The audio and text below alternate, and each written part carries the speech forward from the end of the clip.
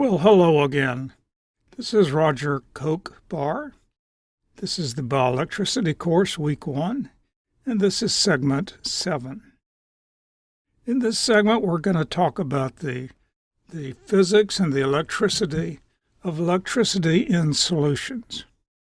This is a topic that can be approached as a highly mathematical topic, but it doesn't have to be.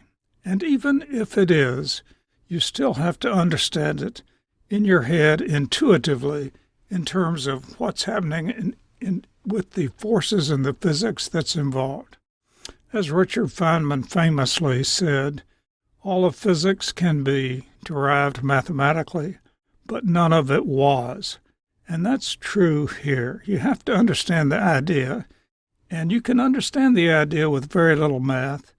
And then once you do understand the idea, the math can be useful to the degree you want to employ it in order to work on particular situations. So we'd like to start with a very sketchy, diagrammatic, simple diagram, and let me just talk about that for a little bit. We are imagining that the universe is filled with a conductive solution that has a conductivity sigma.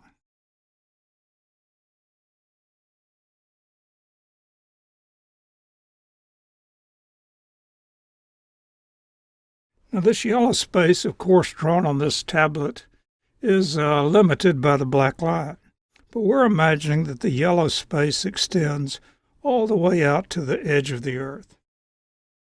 We often make the same assumption in talking about people or animals, that they have a uniform volume conductor that is of infinite extent. Well, if you just take it on the face of it, you'd say that's ridiculous.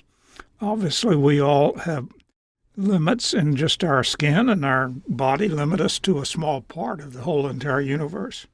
What people mean when they say that is they mean we're not going to take any electrical effect of the boundary into account. We're going to do our analysis as if things were infinite and as if they were not being influenced by the boundary. Most of the time, that's a good approximation.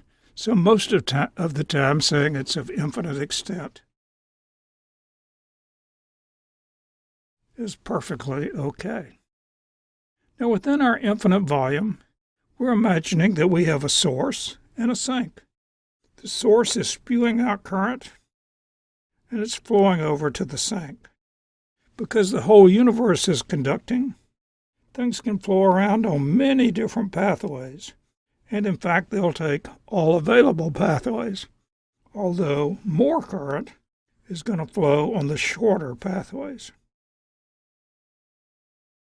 Within our infinite volume, we've also identified a point, P, called the field point. Now, the field point is a point that we pick out. It's a particular point, but it's in a place that we chose it to be. So that says the field point can be one place at 1 minute, and then we can decide to put it a different place at a different minute. It serves the purpose of identifying a specific point, which is, as people call it, out in the field, meaning away from the source and the sink. It's not the source, not the sink, just another place.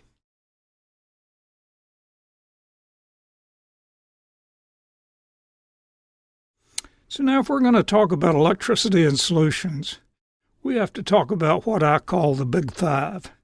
The Big Five are the 5 different things that electricity in solutions, in all around the whole entire space, they involve these 5 quantities: the potential, the electric field, electrical forces, the currents, and the sources and sinks.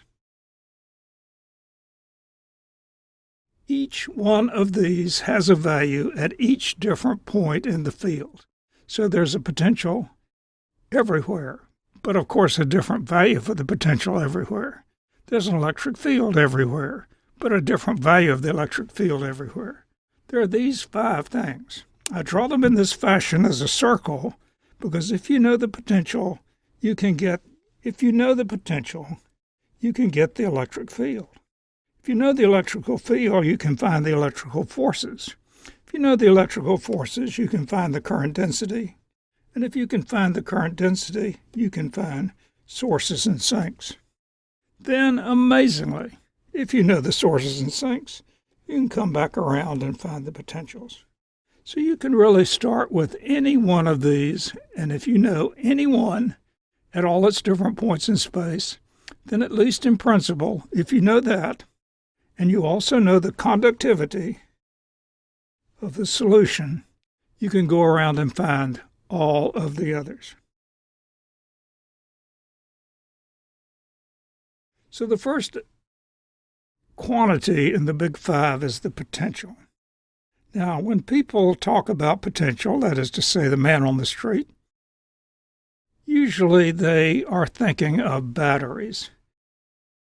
Well, yes, batteries do have voltages, and these voltages can be understood as potentials, but the idea of a potential is a much bigger idea. The potential is what gives a measure of the electrical energy available at one point. Potentials are measured in volts. And the significance of this idea is the following. If one moves from a place with high potential to a place with low potential, just underscore that. That means that the electrical energy diminishes, and that energy has been released to do some other task, most often to push charges from one place to another. But these potential differences are where electrical energy becomes available to do other things.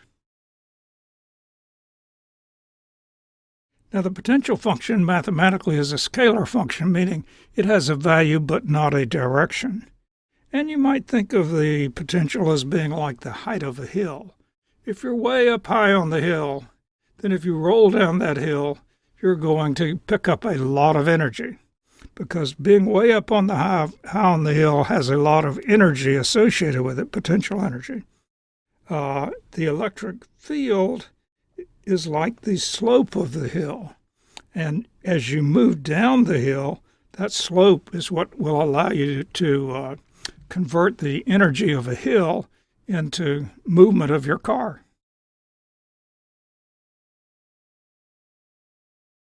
The electric field is a measure of how the potential is changing. So if it changes very rapidly, that is to say, over a short distance, the electric field changes considerably. You say, wow, this place has a big electric field. Now, since slopes are normally measured uphill, high slope, it means a high rate of change going uphill, the electric field is thought of as the negative of the slope or the negative of the gradient of the quantity. In this case, the electric field is the negative of the change of potential with distance.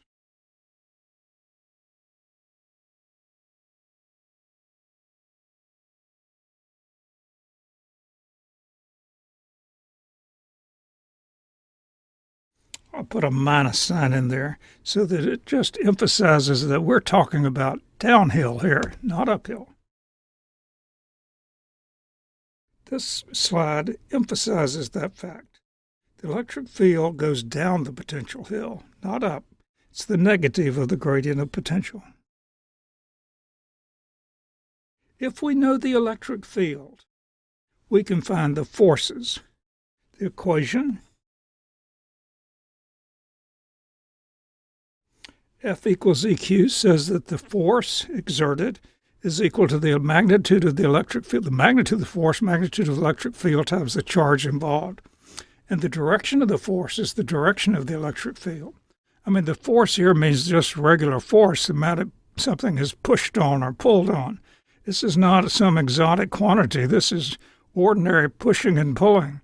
And as we I know, thinking especially of lightning, the force associated with electric fields can be enormous. So it rips down trees, for example, or splits them in half. We're not talking about little things, we're talking about big things, possibly. Because the electric field produces a force, the force can move the ions in solution, or in general, move charges from one place to another. And the current flux is proportional to the force. It's called flux because if you just multiply the force in the units we have it so far times the conductivity, you'll get current per unit area. You have to multiply by the cross-sectional area to get the current measured in amperes. Sometimes people call the flux the current, and measure the flux in amperes per centimeter square, but nonetheless designate it with the letter I instead of J. That's all okay. It's common practice. You just have to look at the context and see what is happening.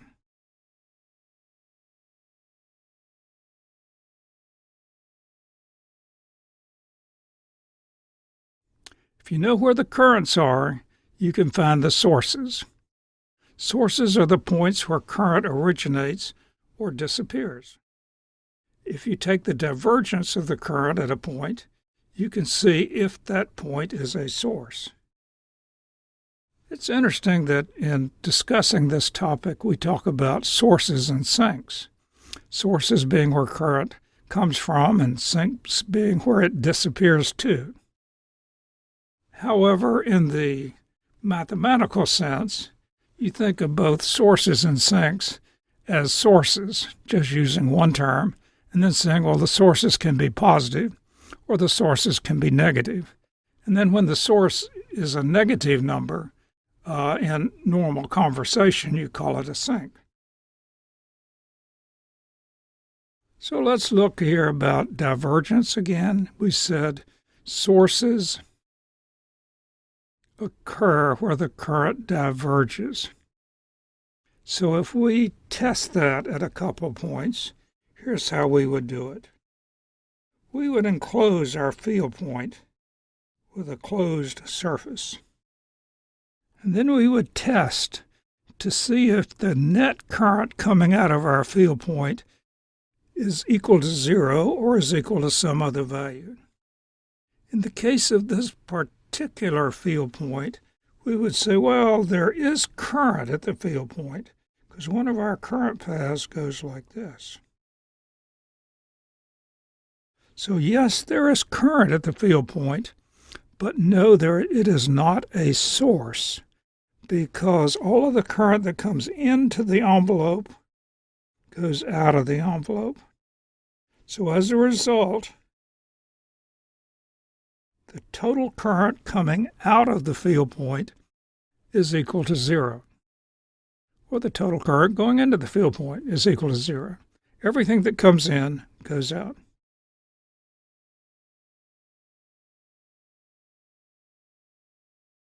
We said before, in the original sketch, the interesting thing that made the quantities circular is that if you know the sources and sinks, you can find the potential. So here's the rule for finding the potential from one source and one sink, or in our particular case, from the field point and the diagram that's included. So P refers to this P.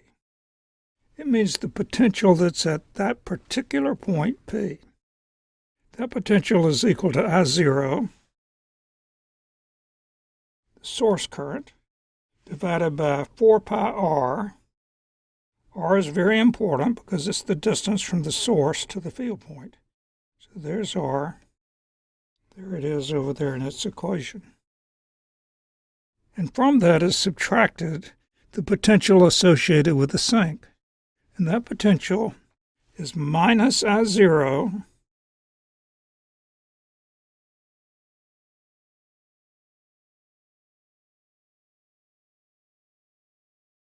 and the distance that's associated with that is r prime.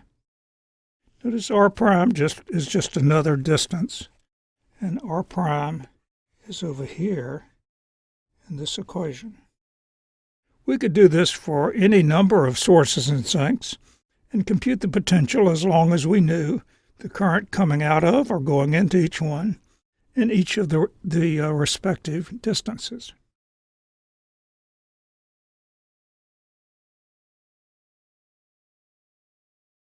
If we describe these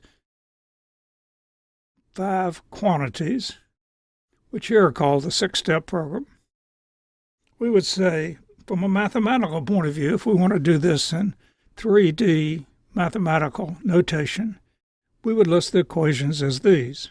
These are somewhat similar to the form of Maxwell's equations as related to electrostatics.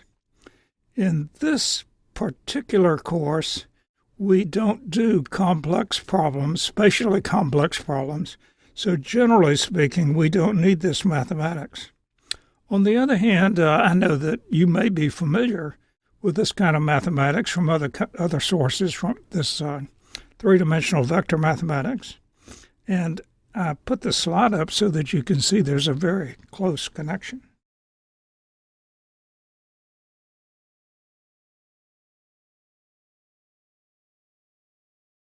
Saying again what we said at the beginning, the ideas that are here in this particular segment are most important because you just have to have an idea of what these quantities are qualitatively, because we talk about them all the time. And then furthermore, you have to have the concept in mind that when you know the potential, you can get the electric field. When you have the electric field, you can get the forces on charges and other charged particles, molecules, ions. When you have the forces, you can get the currents. When you have the currents, you can get the sources. When you have the sources, you can go back to the potentials again. That's a very tight group of ideas which are all tied together. That concludes this segment. Thank you for watching. See you the next time around.